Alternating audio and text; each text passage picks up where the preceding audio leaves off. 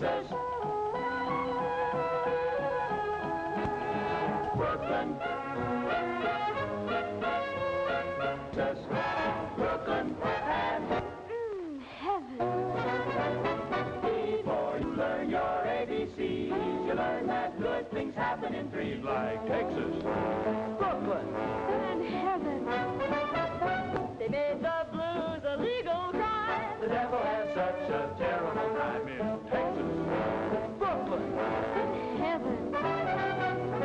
Yippee-yi, yippee-oh for the Alamo, where the plains are a welcome mat. Yippee-oh, yippee-yi for the lucky guy who hangs his hat in a flatbush flat. You wanna meet an angel face? My angels live all over the place in Texas. Brooklyn and heaven.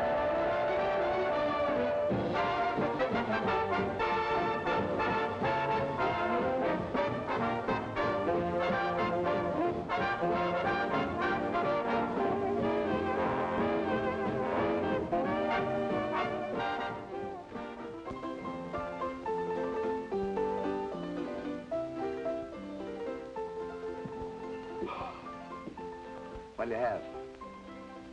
What's with that? What's with what? With that? Oh, house special. You have one? Yeah. I'll have the fourth one. Funny fellow, huh? With or without? With or without what? The story. Is it long? Depends on how many you drink. Okay. Start mixing. I'm gonna work my way up to that free one. Hey, Mike. Why Texas Golden Horse? Why not Brooklyn Golden Horse? 'Cause Eddie Taylor came from Texas. Dallas, Texas. This is Dallas, Texas. Dallas,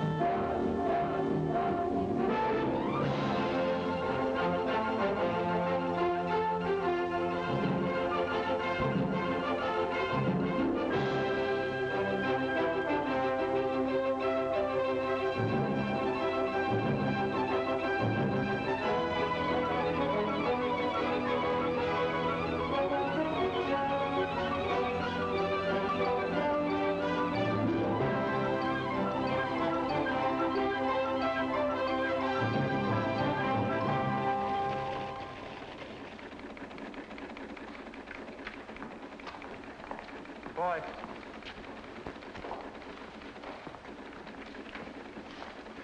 Copy.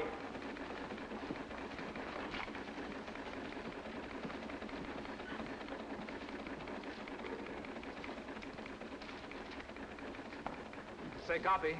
Got anything for me? Nope. You don't expect to get anything for that place.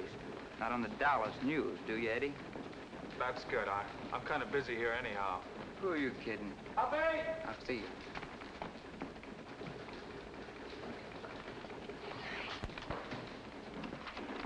Give this to Taylor. It might interest him. Yes, sir. Copy. Got something for you. Yeah, for me?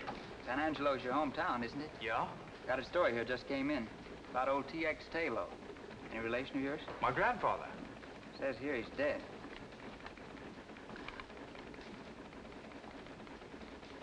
He was a very old man. Left you an inheritance, huh? Yeah. His own private money belt and a couple of 1875 Colt revolvers. Well, he remembered me. I'd forgotten him. Seems he didn't believe in banks, so he left me $6,000 in cash in his money belt. Copy. I'll see you.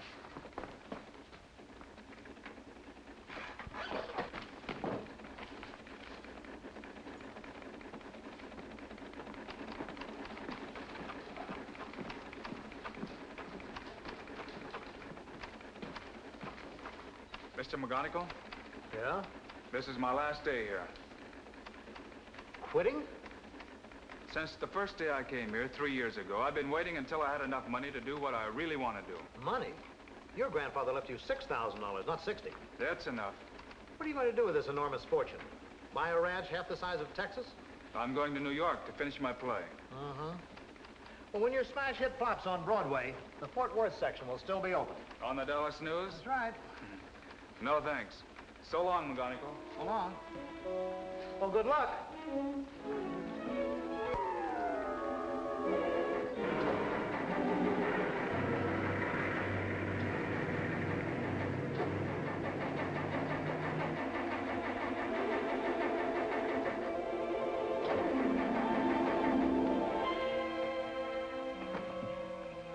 Eddie got off to a swell start.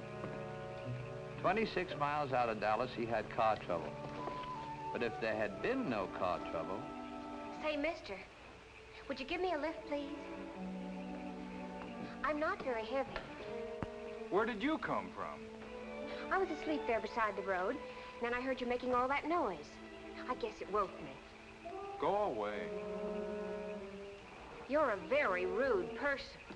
You're not a nice girl. Out on the highway this time of the night.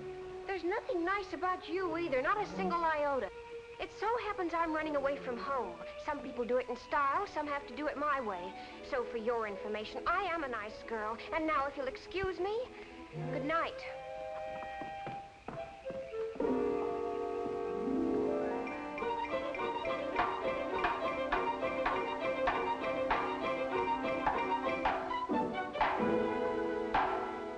I can't sleep with all that racket you're making. I'm sorry my car broke down in your boudoir. If you had one iota of friendliness, just one iota, I could fix your car for you. That I'd like to see.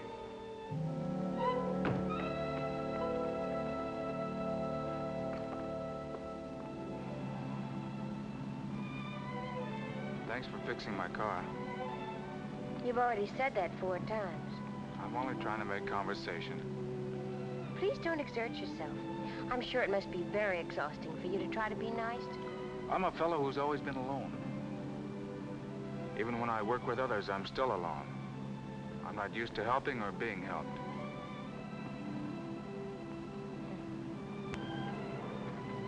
Isn't it funny that I should be running away from the ranch when that's what I like most of all? What ranch? Oh, didn't I tell you? It's the family ranch in Texas. It's just outside of Calinamo City, and it covers about 115,000 acres. And you should see the horses we have. 2,800 of them, not counting the wild mares and their foals.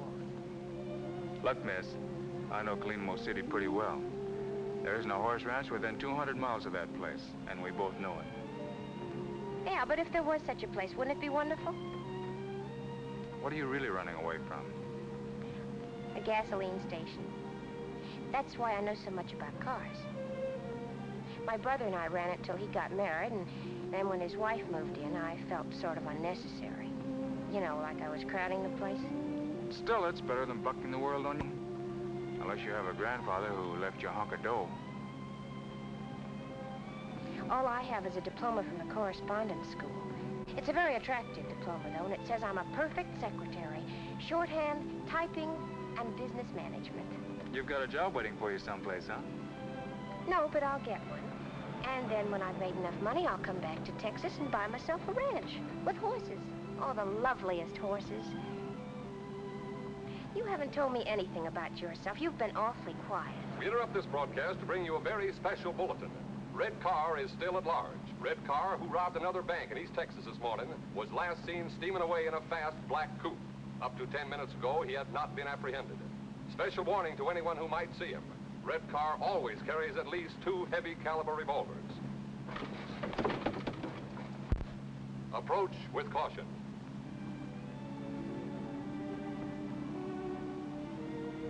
What kind of work do you do? Oh, I'm going to New York to write a play. You still haven't told me your name, or would you rather not? Tayloe. Eddie Tayloe. How do you spell the Tayloe? T-A-Y-L-O-E. My name is Peruna Dunklin. I spell the Dunklin D-U-N-K. Watch out!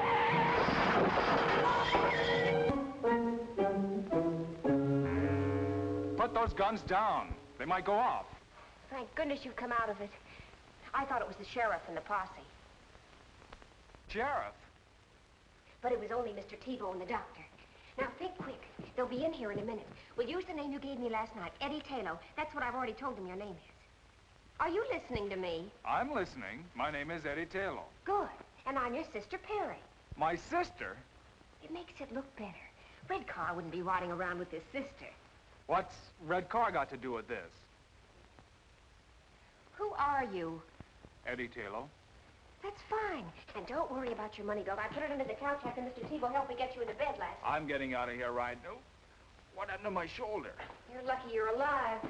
I don't know. And who's this Mr. Tebow? This is his house. He lives here alone. His wife ran away with the dentist, but he doesn't care, he says, because now he doesn't have to pay the bill.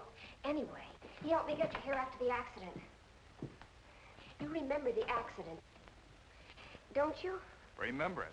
I'm still in it. It's getting worse. And we're so fortunate that Mr. Tebow didn't recognize you. Let's get something straight. I'm not Red Car. Of course not. You're Eddie Taylor. We agreed on that, didn't we? It's not a matter of agreement. I am Eddie Taylor. And I'm your sister. I have no sister. You better have one if you know what's good for you.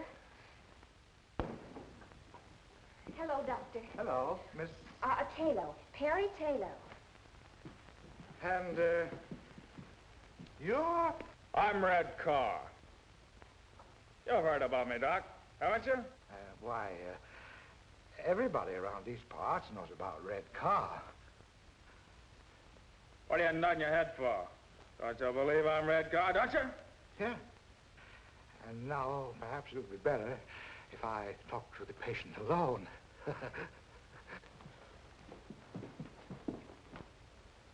It's his left shoulder, Doctor. We'll know soon enough. I'll call you if I need you. Try to behave. Get in touch with the rest of the mob. Tell them to lay low until the heat's off. Oh! You got a good buy in this car, Eddie. You did the buying. 400 miles and the motor sounds like a hummingbird. You still getting off at Birmingham? Sure, if your shoulder's okay. Why don't you stay with me and... Or is that too big for you? I hadn't figured on New York. Why not make it New York? It's about time somebody like you went there and changed the place. Well, I don't know. Perry, Yes? my shoulder doesn't bother me anymore. It hasn't hurt me for the last 2 days. I didn't say anything because, well, what I mean is, you're a good driver. You mustn't fall in love with me. Who said anything It would about... spoil everything. What makes you think I'd give up? You must admit there's always the possibility that you might want for us to become sweethearts. You admit that possibility? True? Well, you must fight that possibility. It'll be a struggle. A love affair at this time would interfere with my plans. You see, Eddie, I've always lived in a world of, well, call it make-believe. But one thing is a reality. I have a great capacity for love. For people. For all kinds of people. Oh, I could fall in love, but that would be selfish of me. I feel I sort of owe it to those people to kind of ration out my affections. So that's why you must deny yourself the prospect of loving me.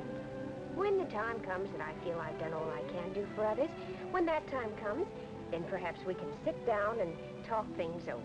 Goody. I don't care whether you're laughing at me or not. That's the way I feel about everything, and this is the first time I've had an opportunity to do anything about it. So please, be strong, show character, and don't fall in love with me. Perry. Yes? Do me a favor. Good. Shut up.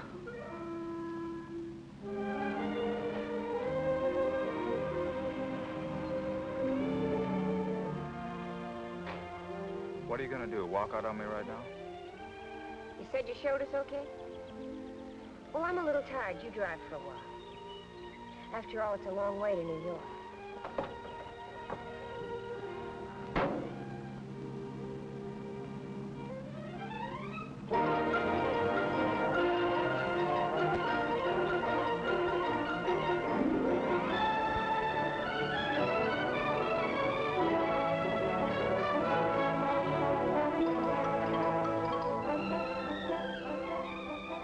For 6 states, she talked his ears off. Of course, Perry knew he wasn't Red Carr. But she kept up a rack just for the fun of watching him blow his top. And all the time, he didn't know that she was giving him the needle. It's funny how some gals know just when to use reversed English.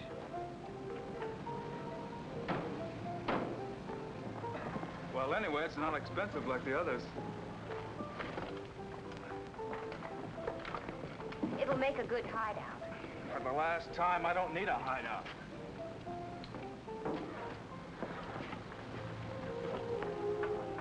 Well, goodbye. I hope you finish your plate pretty soon. Thanks for everything. What's your rush? Let's have breakfast first and talk things over.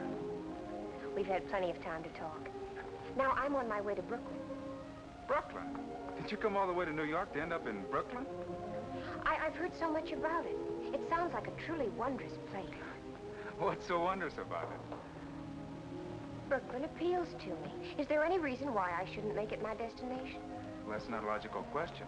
I can't give you a logical answer. Well, goodbye.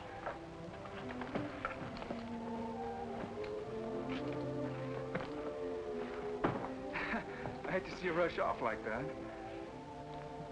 Eddie, you're being romantic. I give up. In plain and simple language, goodbye. Will you get in touch with me when you get settled? All right, Eddie.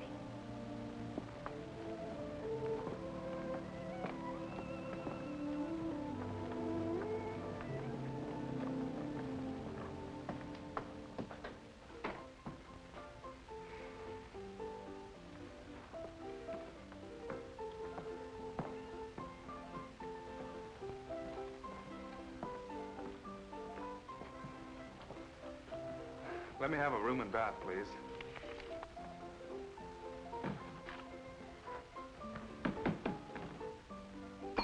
Kate. 105.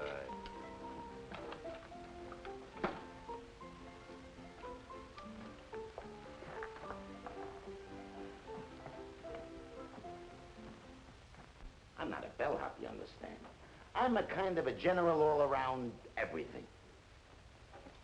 A bellhop would starve to death in a flea bag like this.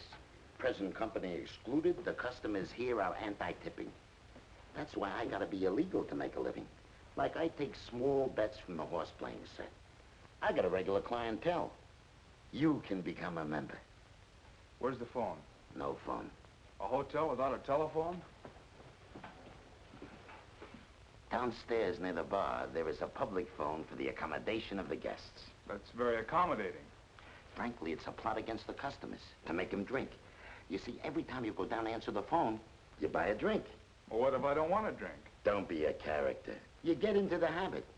That's why Mr. Simpson yanked all the phones out of the rooms. Let them do their phoning in the bar, he said. That'll make them drink. Understand the psychology? Well, I don't want to hurt your feelings, but I don't understand the psychology.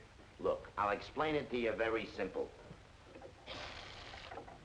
Say you're a guy, and you answer the phone, and it's your girl, and she says, Harry, take it like a man. From now on, Joe has took your place in my heart forevermore. What is Harry gonna do? There is a bar, all laid out for him. Congenial company, and a bartender will listen to anything. What is Harry gonna do? Right. And it doesn't make any difference whether it's his girlfriend, or it's the boss, or even if it's the bookie trying to collect a bet. Good news or bad news, he's bound to take a drink. Sometimes to forget, sometimes to remember. And then there's the nervous type. He's got to have a drink before he answers the phone. This type. Maybe you don't have to work, but I do. A writer. Do you mind? A regular character. If anybody calls you... Nobody's gonna call me. But if I get a call from Brooklyn, and it's a girl, nobody's gonna call me. But if anybody does, I'll come up and get you. You don't have to worry about tipping me. I make my money illegal, but legitimate. Only, I gotta figure you out first. Yes? Yes. We'll do everything we possibly can. Goodbye. And now, Miss Taylor, what kind of room would you like and what district? You know the YWCA may not be able to find it for you. I'd like to live in the loft of a stable. A stable? Did you say you wanted to live in a stable? Yes, please. If it isn't too much trouble. You're aware that there might be horses in that stable? Oh, yes, of course. I'd favor a stable with horses in it. But if you can't find one with a horse in it, I'd still favor a stable, even if it was empty. Oh, well, now that makes it much simpler. I hoped that I would be able to find such a place here. After all, this is Brooklyn, so naturally... Oh, yes, naturally. Naturally.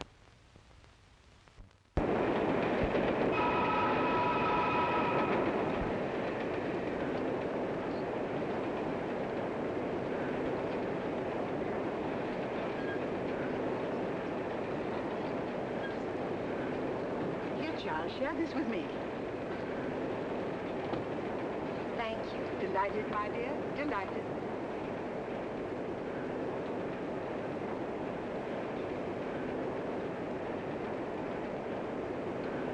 Is anything wrong? There's nothing, my dear. See, nothing of it. It's an allergy that I've developed ever since coming up north. I don't know what it is, and I've been to dozens and dozens of doctors.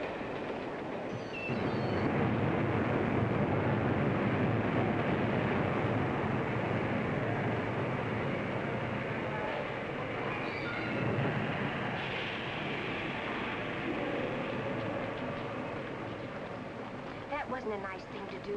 My dear child, I am ashamed of myself. You'd never think I used to be able to empty a purse with a hand as light as a goose feather. You could have asked. I asked no one. And anyway, with my police record, I shouldn't even be seen on the streets. By the way, honey, before you call the coppers, would you treat me to a meal, a mere gesture? And I promised not to run away. I couldn't,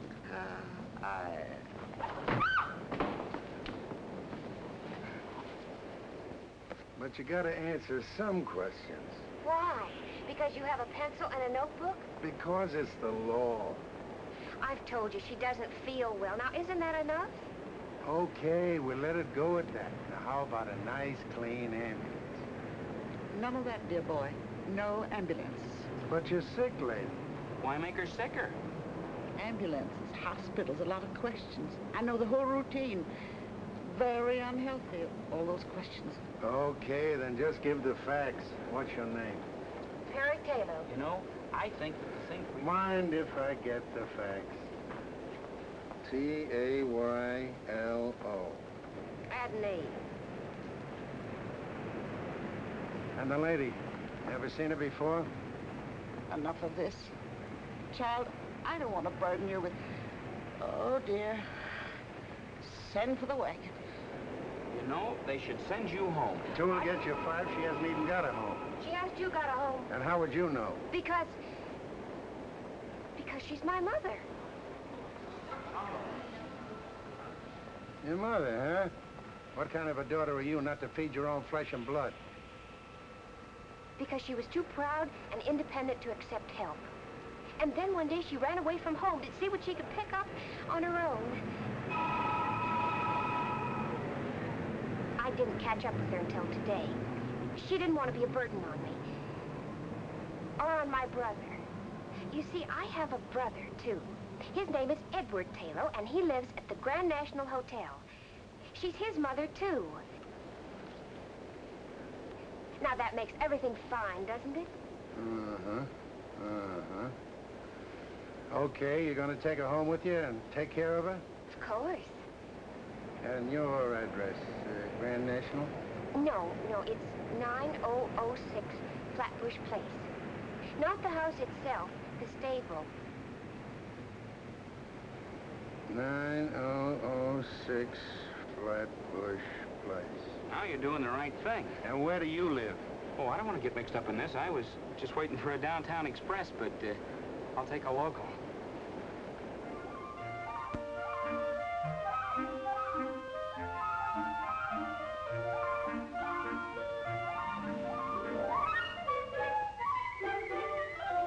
Will one of you sweet girls please say something? My daughter and I have answered all of your questions. How much longer do we have to stand here? Maybe they don't want us to rent the stable longer. We do. You appear to be satisfactory. You don't drink, you don't smoke, and you're not given to entertaining gentlemen callers. Very satisfactory. Then we can have it? Yes, we'll show it to you.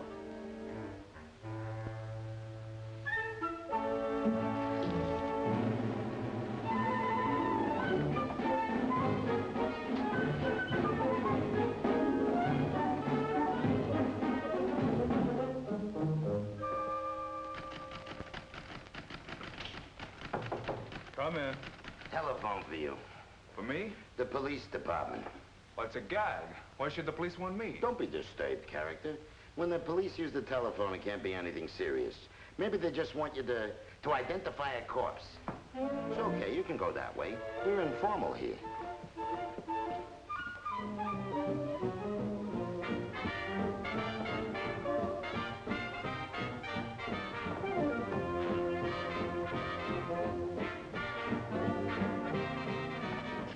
Hello?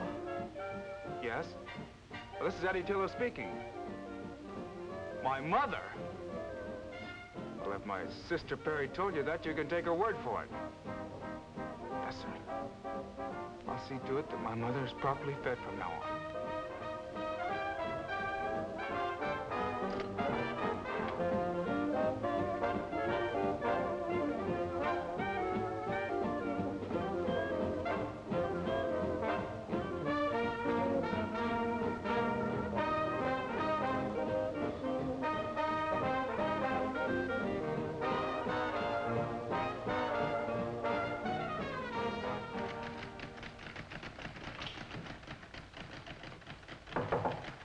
Another telephone call. Your sister. Tell her that I'll take it.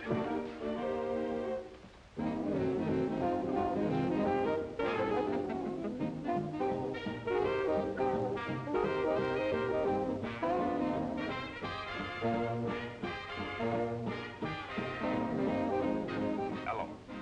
Now, look, Perry, Yes, the police called me. No, they didn't fingerprint me.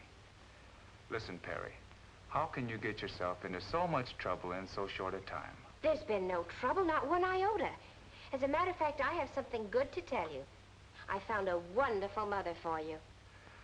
But I don't want a mother. But Red Car needs a mother. Don't you understand the psychology? I don't care if Red Car needs a mother. I'm trying to write a play. All right, but don't get hysterical just because I was trying to help a nice lady who was hungry. So I arranged to have our mother stay with me. Go on, give me the facts. Now, if you'll promise not to get mad, I'll explain something about our mother. You see, many years ago, she had a sort of a tendency to pickpockets. Did you say that our sweet, loving mother is a notorious pickpocket with a long prison record? Will you or will you not stand by me? Of course I'll stand by you. What else am I going to do? But, Perry, please, can't you get yourself involved in something simple? Like a triple murder. Oh, Eddie, I'm terribly sorry I've been such a burden to you. And you have my solemn word that I'll never do anything to make you angry or upset you again. Okay, Perry, okay. I'm not angry with you.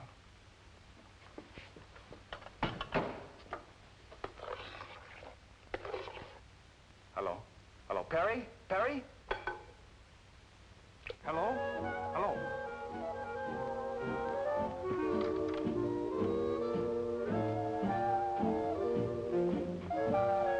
Let me have a double. Never mind.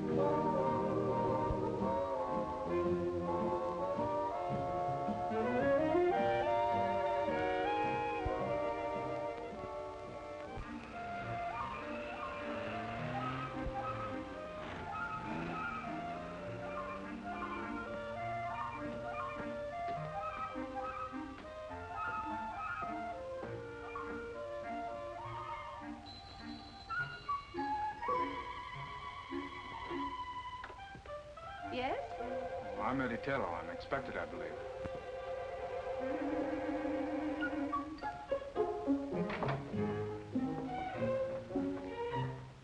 These are my sisters, Miss Pearl Cheever and Miss Opal Cheever. How do you do? He doesn't resemble his mother. He doesn't resemble his sister. No. Oh, I take after my father. Oh. We do not permit smoking here. I'm sorry. We're very disagreeable. Everyone in the neighborhood says we're mean and spiteful. And utterly selfish. And we are. Yes. I'm sure you're not. We do not deny the truth. We're most unpleasant indeed. And we'd rather you didn't go around Brooklyn saying nice things about us. No. My son. My dear, dear son. It's been so long, my darling boy.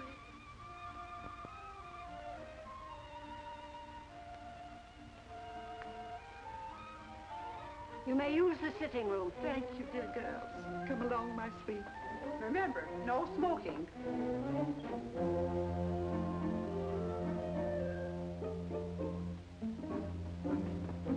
Excuse us, please, dear girls.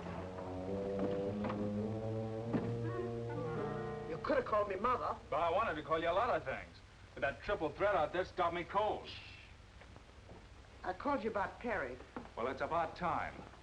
If I'd known this address, I would have been here 3 weeks ago. Well, Perry didn't want to get in touch with you until you had a job. Now she's got a job. Why didn't she call me? Well, it's a strange kind of a job she's got, my boy. If this job is something you got her, if you're getting her mixed up in something crooked, Just look who's talking. I may have lifted a lever now and then, but I never pulled a bank job. But for Perry's sweet sake, your secret shall remain locked deep within my heart. What about Perry's job? What's wrong? That's why I thought we'd drop down and watch her while she's at work. Then you can decide what course of action to take. Oh, can't you tell me about it? Where's she working? Coney Island. And imagine we can get some hot dogs while we're there. Come along, my sweet.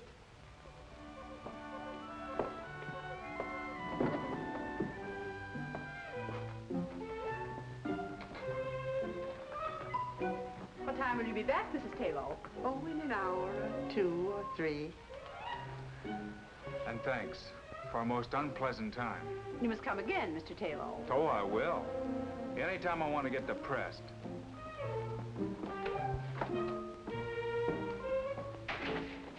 We should have listened in on their conversation. We should have. Next time we will.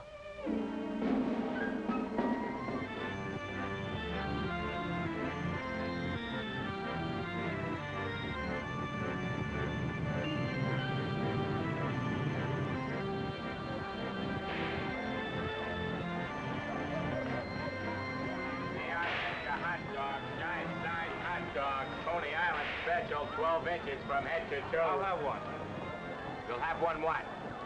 Well, I was under the impression you sold hot dogs here. Well, speak up, buddy. I can't read your mind. Here, get your hot dogs. Everybody likes them. Only 10 to a customer. Mustard? No. Take it or leave it, buddy. In this business, we got a short season.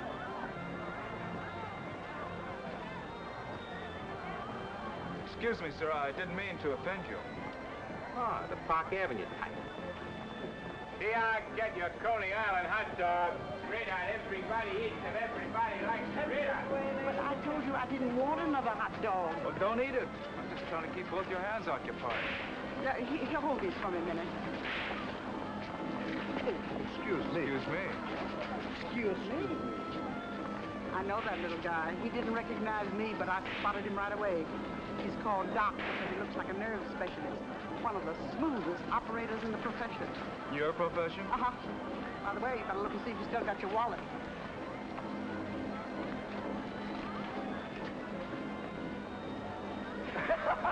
I knew he was lifting levels the minute he bumped into you. And I suppose you lifted it from him to prove to me that you've reformed. No, child. I just want to see if my technique is better than the doc's. Maybe I didn't prepare it.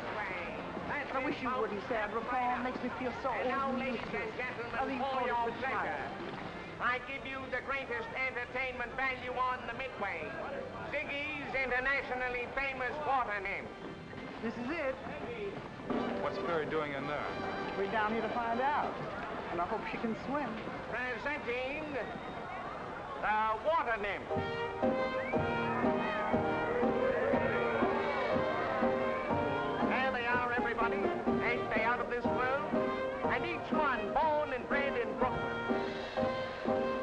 And this one, all the way from Texas. Miss Perry!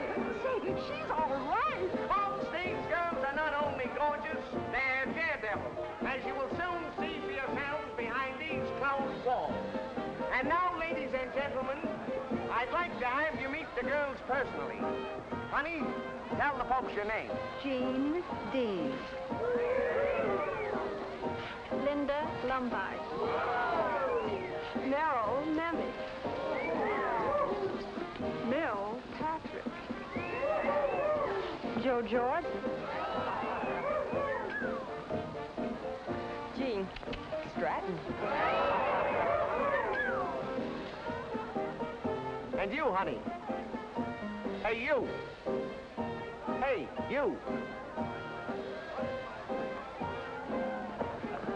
My name is Perry...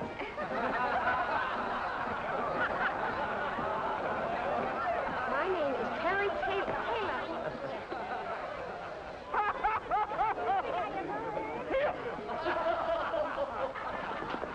Keep your hands off of her. Go away, Sonny. You bother me.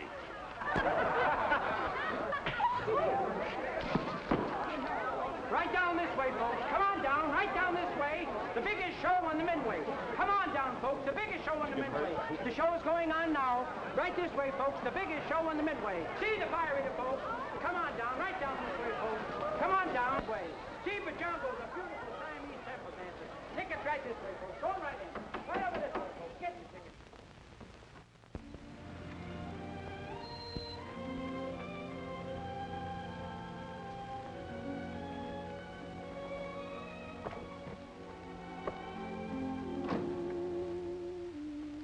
I'm obliged to you, Eddie, even though you made me lose my job. I'm obliged to you because I know you meant well. But in the future, please let me pick my own jobs, and you stick to your playwriting. Oh, what's the use? I give up. Here. Call it a loan or whatever you want. You'll need it until you get another job. Well, thank you, but I'm not looking for charity. Good night. Hey, mother of mine. Here, you try to give it to her. Well, she said she didn't want it. I know, but you're slick enough to figure out a way of getting it to her. Or are you going to get high-hat on me, too? Frankly, yes.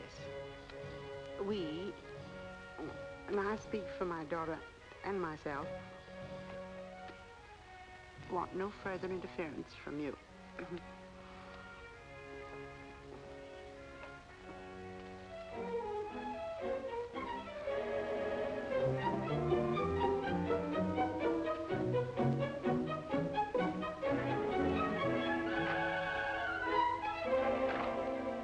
I told you, Mr. Acco never does musicals. Junior, how many times do I have to tell you to keep that phone off the hook when I'm trying to eat? Eating? Yeah, I was having a little snack in there, but I've got a very sensitive stomach, and I can't eat a thing with the phones Do ringing. you mean to tell me that you've been eating all the time I've been waiting? Junior, Yeah? who is this man? He wrote a play. I returned it to him, but he insisted on a personal interview with you. I told him you'd be tied up for at least an hour. And all that time you were only eating?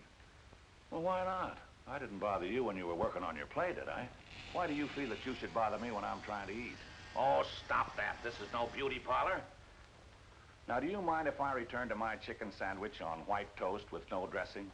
Wait a minute. Before you go, I would like to know something. In fact, I've reached the point where I must know. You see, everybody on Broadway has turned down my play. Now that I've exhausted the field, I've got to know. Should I try to write another play? I never read your play. You know... Well, how could you turn it down? Because Junior didn't like it. Junior didn't like it? How could you let A thing like that passed judgment on my play. Now, wait a minute, son. Take it easy.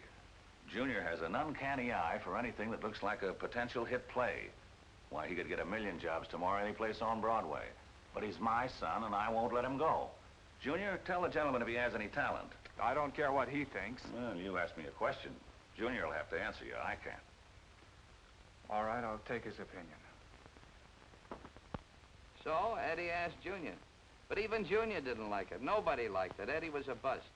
When I met up with him, Eddie had fire coming out of his eyes and smoke coming out of his ears. Hold it, Mike. You better hitch up that third horse.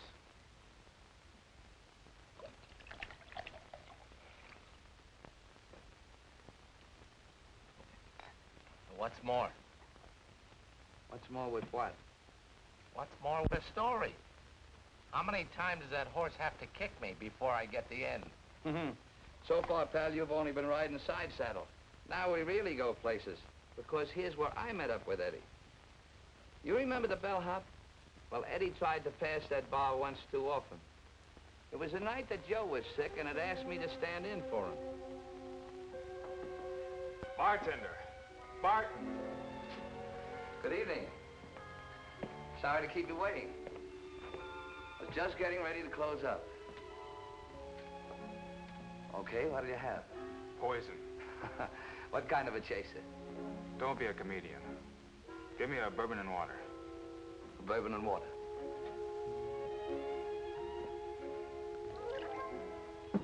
You can call me Mike. Why? That's my name. Oh.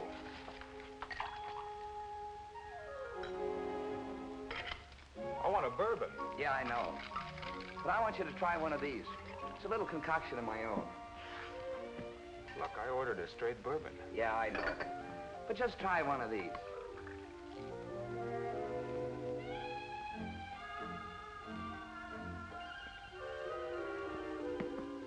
Now, can I have a straight bourbon?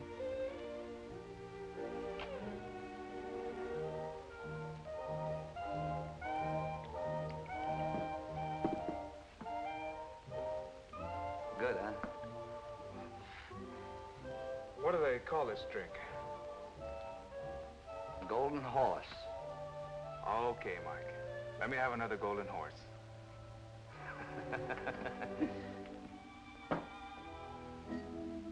You're new around here, aren't you, Mike? Hmm? You're new around here.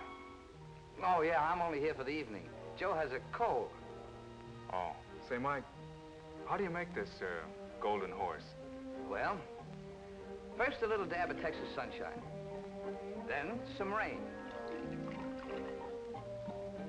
A little hail. Gotta have some hail. Some snow. A couple of earthquakes. Then you make a very tiny waterfall out of it. Just a little teensy one. And you top it off with some good old Mother Earth. I like you, Mike. You've got a great sense of humor. Pour one for yourself. Thanks, Eddie. How'd you know my name was Eddie? Oh, he told me when you first came in. Oh.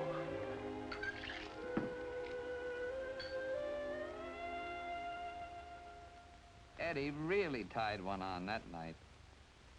6 hours and 12 bars later, I got the whole story.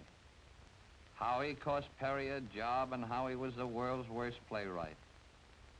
Along with it, I got the idea that there might be something I could do for these kids. The smart thing first. Got Eddie sobered up the easy way. Flat on his back in Prospect Park.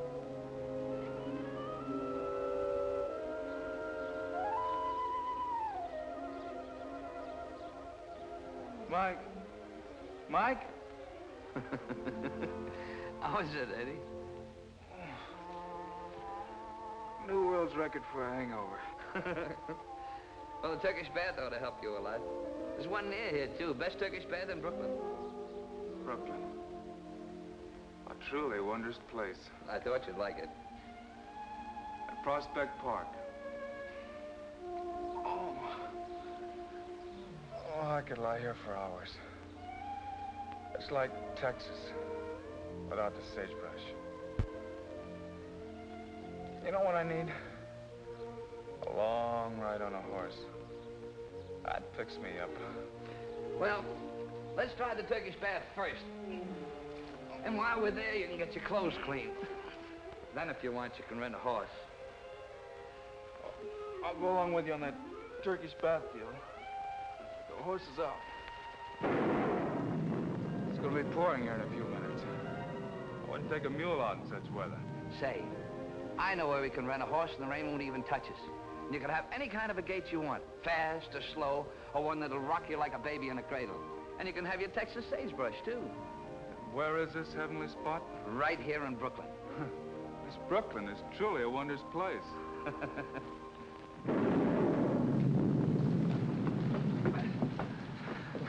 The Turkish bath was one thing, but this I don't believe.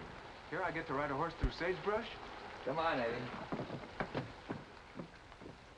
So I took him to Mr. Gaboulian's riding academy. It was strictly out of this world, and that included Mr. Gaboulian. He was a whacked-up guy, a fugitive from Ripley. Wow. What is it, a zoo? Mike, you're a man of your word. It's all here.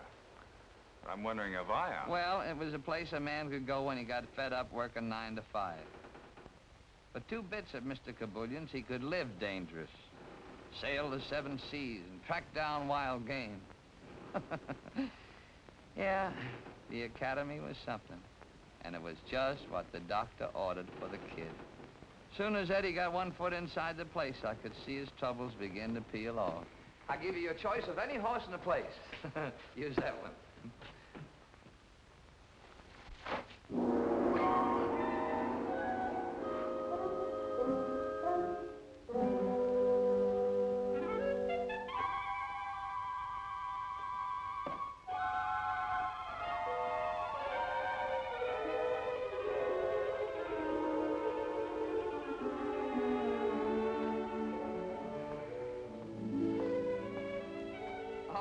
Mr. Gaboulian. Sorry to disturb you. Meet my friend Eddie. Eddie and I want to ride your horses. Excuse, please, gentlemen. The rain was so heavy, so I think nobody comes. So I have me sleep in the house on the elephant. Excuse, gentlemen, please. Please. What's he doing up there? Huh?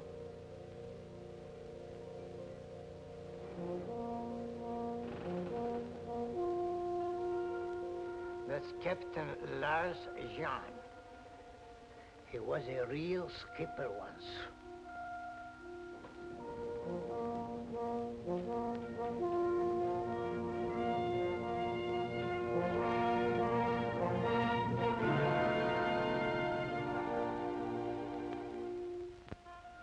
That boat teaches you not to become seasick, huh? I guess so.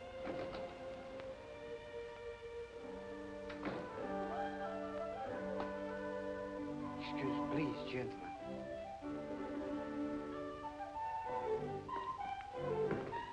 Boy, I've seen some gems in my life. This is really a beaut. Good afternoon, Mr. McWhirter. Good day to you. It's a miserable day out. Oh, sure. It's good that you are here.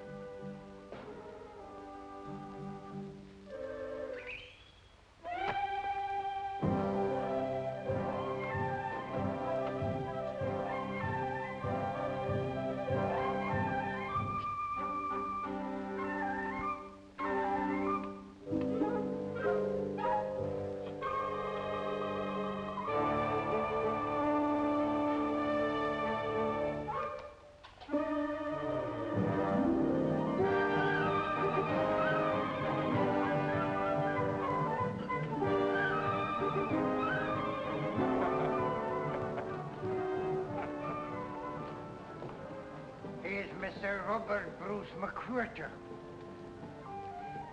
He owns a nice beer store on Fulton Street. So every day he rides the camel.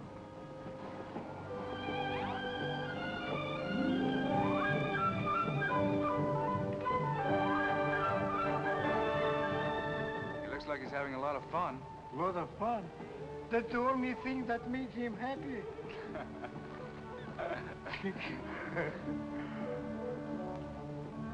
Now, this is to start. When you like it fast, move forward. Boy, Perry would really love this. She'd go crazy for this machine. Hey, Mike, look at me. I'm right across West Texas. Come on. Oh, go ahead. Oh, you're good.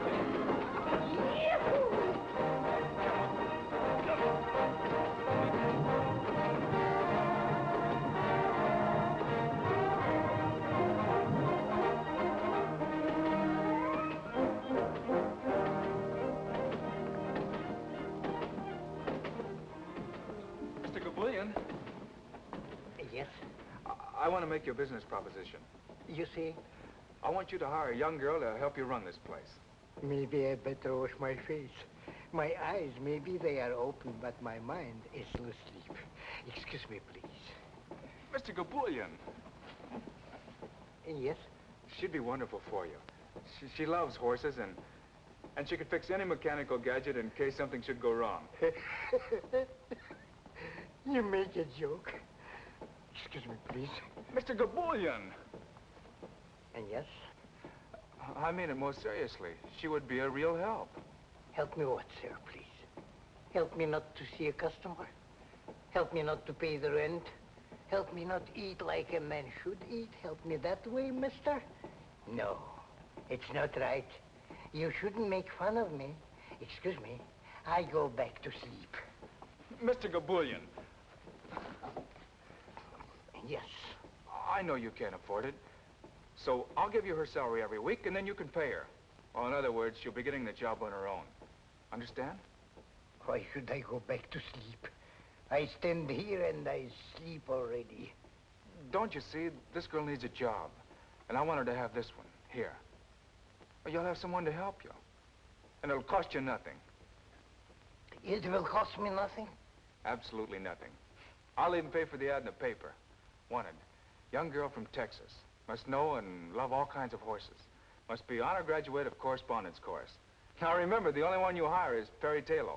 Perry Taylor? I'll write it all out for you later. What have you got to lose? Just think, Mr. Gabulian, you can sleep as much as you want. I think it over. What is there to think about? Nothing. Only it makes it sound like better business.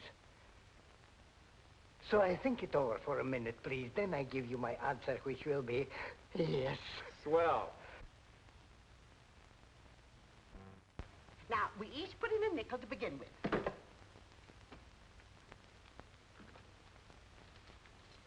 That's my girls. Now, let me see your hands.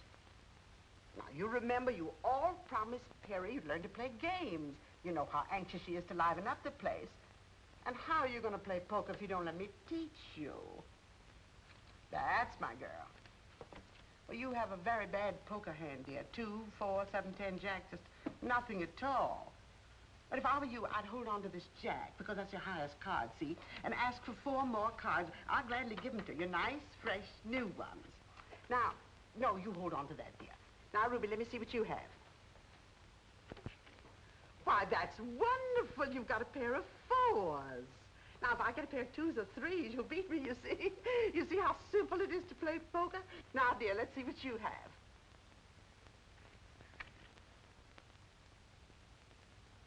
Oh. Well, you have a very good hand, dear. 3 queens and a pair of aces. Very good hand indeed. Poker, one must always try to improve one's hand. So, I'll draw away these 2 aces. And try to buy another queen, because 4 queens, you see, would give you a perfectly lovely hand. Now, we'll each put in another nickel in order to buy fresh cards. Come along. Oh, how I wish Perry were here to see you at play. Now, 3 for you. 1, 2, 3. And 2 for you. 1, 2. And 4 for you. 1, 2, 3, 4. Now, I'm not taking anything. That's what's called standing pat. Now, We'll all show our hands in order to see who's won. Well, now, come, girls. If we don't show our hands, how are we going to know who's the lucky girl? And the lucky one wins all the money in the center of the table. Now, I have a straight. 5, 6, 7, 8, 9.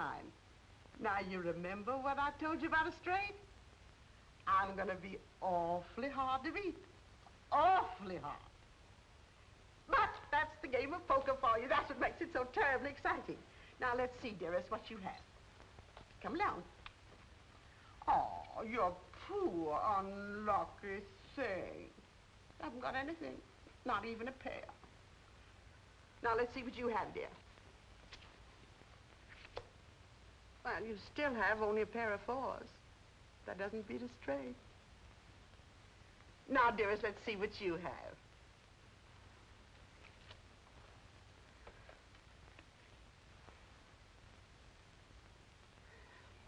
Four queens. 4 of a kind beats a straight. That's what you taught us. I sure enough taught you that. I sure enough did. Well, we'll have to try another time. I've got a job, a new job, a wonderful job, a most heavenly job. Oh, good news is always good news. I'm so happy for you, darling. It's just what I've always wanted. Horses and a camel and an elephant and a lot of other things. I didn't know the circus was in town. It isn't. We always know when it comes. We always get free passes from our grocer, Mr. Brickle. No. It's a riding academy. And all the animals are mechanical. But they're so lifelike they're practically real. And I'm to be executive manager. Isn't that too good to be true? Oh, no. But I've got to have a riding habit.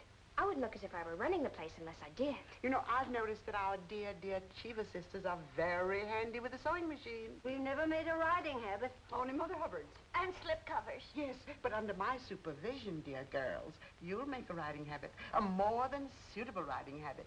But first, let's return all the losings to the losers. You were the only loser. Well, I guess I'll have to teach you how to play gin rummy. There were about 50 other girls for the job, but I got it. All in all, those 3 ghouls downstairs clipped me for $8.40. I tried blackjack, casino, double solitaire. I even invented a game and called it Chuck Full of Luck. But that's a commodity on which the Cheever sisters seem to have a monopoly. But it's worth it. Do you notice how congenial they've become? I knew it would work, and I'm so grateful to you. After all, it's your money, child. If you don't mind spending it, trying to warm up those 3 ice cubes in petticoats. Turn around. Not that I think they ever will warm up. Oh, yes, they will. I've already convinced them to come to the academy one of these days and try a ride on the animals. I don't get it.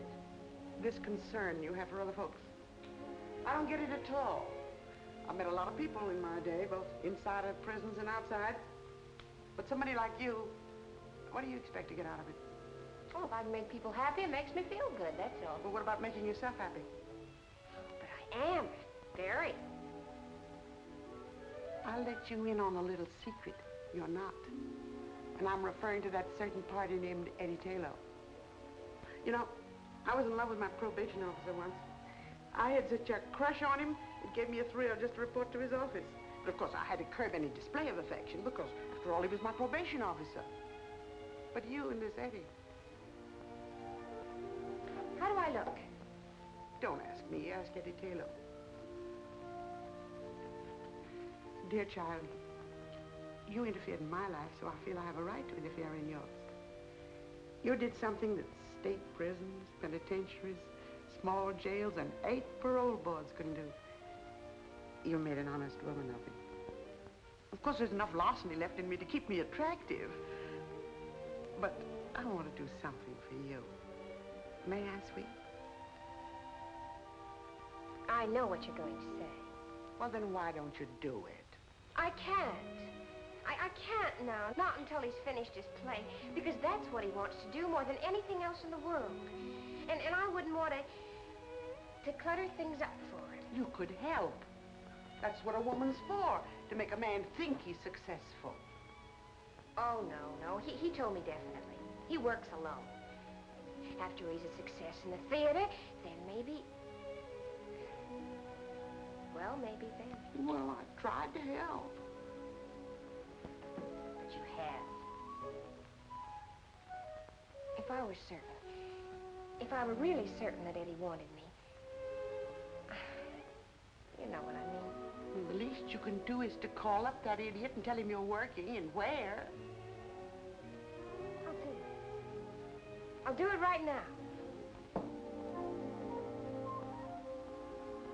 Do you think he'll like me in this outfit? Well, I don't know about him, but a normal male, well, a normal male would be very normal about it. Eddie.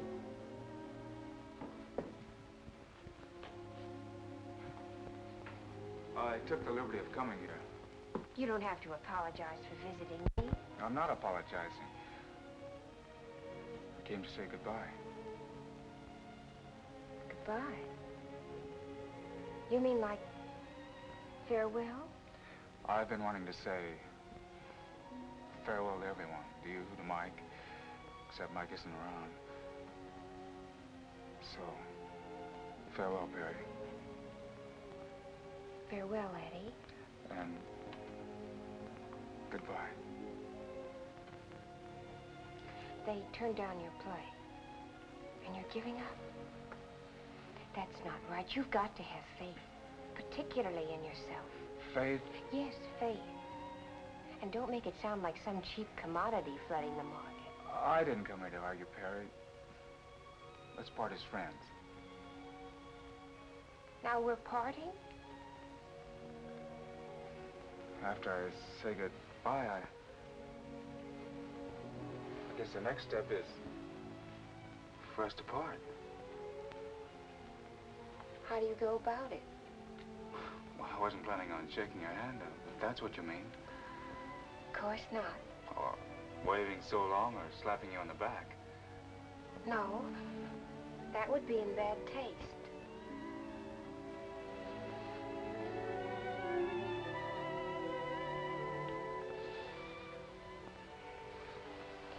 You may fall in love with me now. Thanks. Mr. Gabulian. Yes? I have figured out just how this business should be run. You see? I've made a graph according to seasonal changes. Excuse, please, I go back to sleep. And Mr. Gabulian. Yes? I have made a very detailed study as to why business has been bad up till now. The study she makes. It's easy like pie. When nobody comes in and uses the machine, then business is bad. So far, 6 months, 3 people come in, so I know business is bad. I know it, Mrs. Gabulian knows it, and all my relations know it. Now she comes and makes it with pen and paper and tells me that business is bad. Big surprise. Excuse, please, I go back to sleep. He's upset because I had him print up 1,000 handbills to advertise the place. Mandy's going to give them out in various sections of Brooklyn. You think that'll help, huh? Oh, yes. The point is so few people really know about the Academy. All we have are 2 regulars, like Captain Jean over there and Robert Bruce McWhirter, who comes in every day to ride across the track. Is he still at it? Huh? How did you know about him? I think I'll take a pony ride. Why, Mr. McWhirter, are you going to take another ride today? Indeed I am. I've been feeling restless all day, and I thought, if no one else is going to use it... Oh, no, Mr. McWhirter. That camel is yours. Thank you.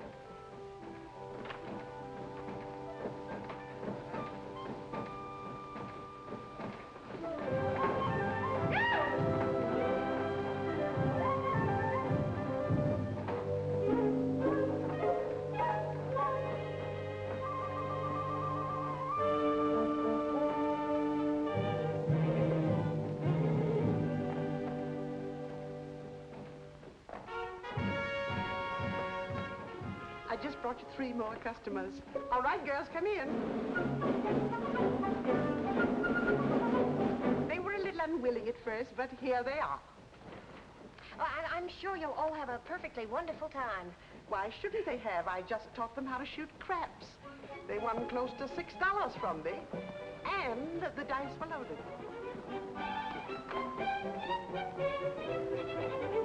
May I offer you the finest horses in the stable? Oh, 2 girls take this one. May I have them, Mandy? Thank you, Adam.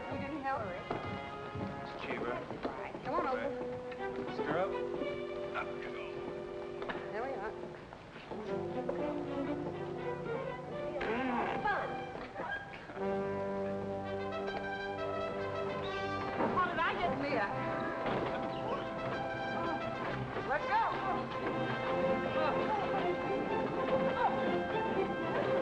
Yippee!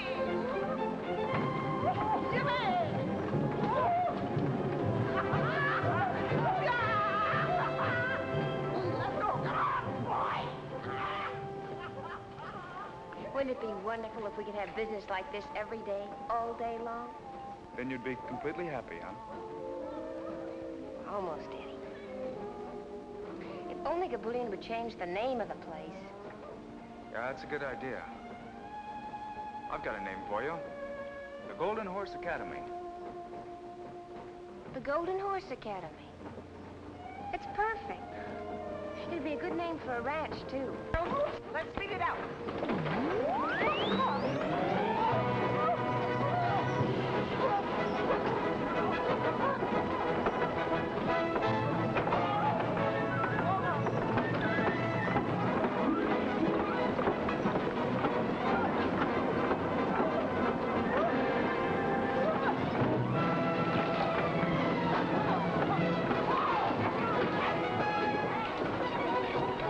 What can that be? Maybe they're using too much juice. It could be an overload. You do something. You hear me, Mr. Gabulian? You do something right now.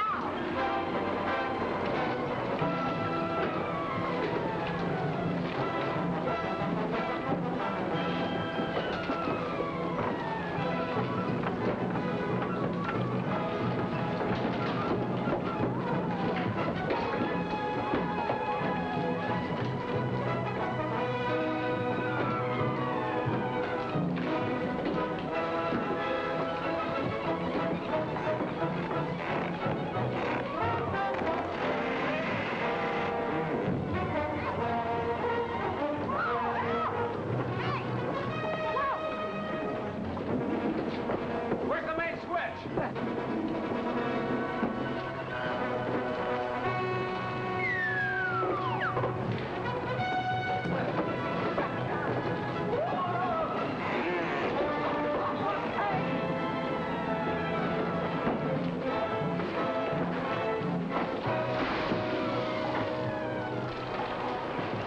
Ship ahoy!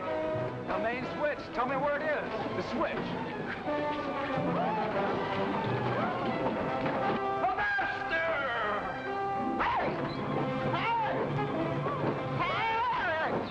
Man the lifeboats! You landlubbers, scum of the wharfings, heading for Davy Jones' locker!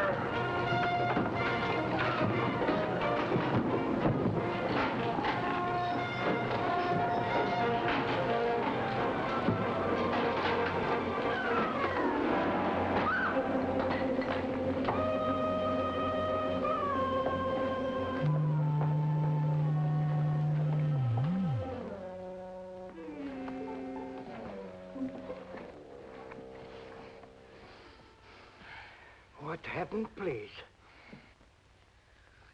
What a ride. Too much business. Just too much business. Yes.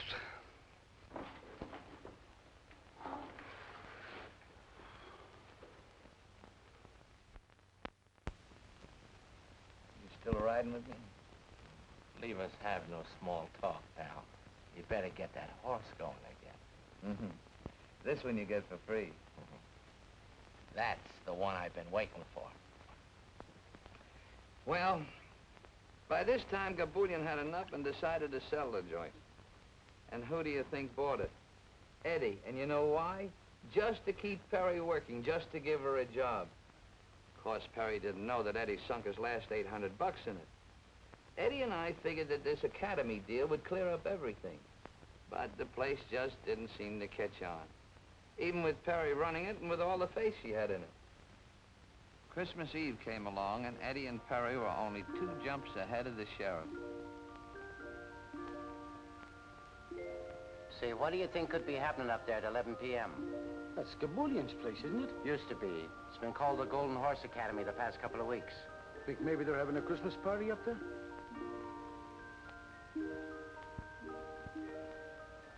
Lovers, oh, had a big party. Well, it was supposed to be big. But we wound up just trying to be gay. Robert Bruce McWhirter showed up, along with a whole gang of Santa Clauses, all members of the Big Brothers of St. Nicholas, South Brooklyn branch. The old boys rode the stuffing out of the menagerie, but the cash register never rang once.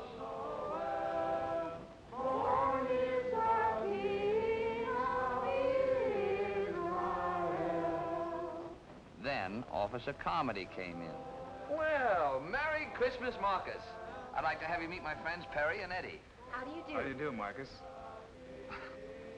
I said I'd like to have you meet my friends Perry and Eddie. Oh, how do you do, and a very Merry Christmas to you. I've noticed the lights up here ever since I've been on duty, but I did nothing about it. That's right. Tonight's the night for leaving people alone. Yet, then I see what looks to me like a crowd of Santa Clauses come into this building. I follow them in. Get the point? Oh, great work. When I saw his eyes pop at the place jumping with Santa Clauses, something snapped in my noggin. Strange, yes. But nothing that will make me report this incident to headquarters. You see, Christmas Eve is a night for leaving people alone. What do you mean there's nothing wrong? How would it look if a passerby saw them come in and reported it to your superior officer? How would you look if you said you didn't think it was important enough to call the station when you saw a horde of Santa Clauses come in here and take over the riding academy at this time of night? You think I ought to check with the sergeant? Is that the sort of thing that happens to you every night? But this is Christmas Eve. Well, does that explain the situation as far as an officer of the law is concerned? Don't let anyone leave. I'm going to call the station. Come with me. Give me the numbers of all the newspapers. Manhattan as well as Brooklyn.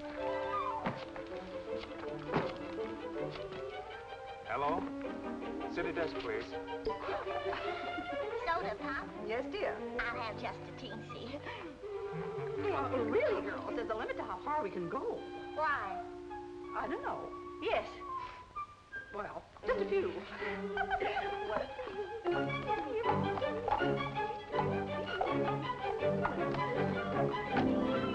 Sure you're not drunk, Comedy? All right, I'll check on it. I'll check on you at the same time. Sure there's a story in it. Sounds like a lot of human interest. I'll send a man over. Right. Well, if you won't help me, I'll call the police commissioner. I tell you, he does this every Christmas Eve, but he always gets home in time for dinner. Something must have happened to him. Here's a newspaper in the Bronx. Well, give it to me. We want complete coverage. 50 Santa Clauses? This time of the night? Have you got the address? Yes, Alice, I've already called the police. Oh, you have too? Well, what could have happened to them? We just got a tip about 100 Santa Clauses, all drunk, running wild someplace in Brooklyn. Yes, lady, I got all that. Now, how was your husband dressed? Oh, like Santa Claus, huh? Maybe he got stuck down the wrong chimney. Now, look, lady, don't take it so serious. We'll find your husband all right. No sense of humor. Gin.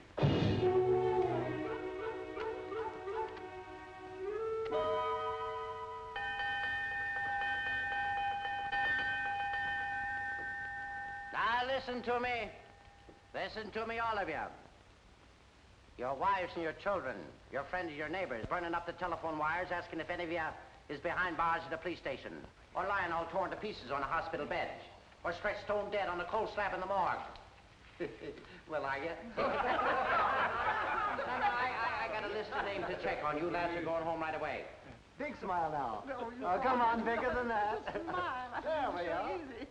You know, with this publicity and everything, you have here a pretty valuable piece of property.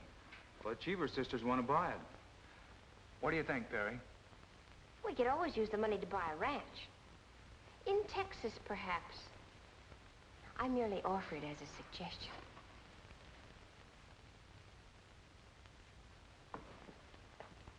We'll raise herds of golden horses, Eddie. Real golden horses. Maybe 50 of them to begin with. And a lot of little golden coats. 100 golden horses, Perry, to begin with. And after that, well, maybe many more. You know, my grandfather used to have several thousand on his ranch. Eddie Taylor, now don't you start pretending.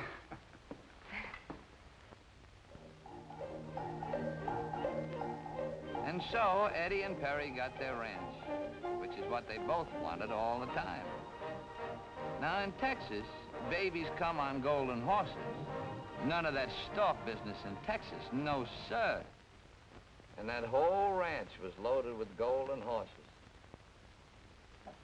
You expect me to believe all that? How'd you like the drink? Fine. Didn't even feel them.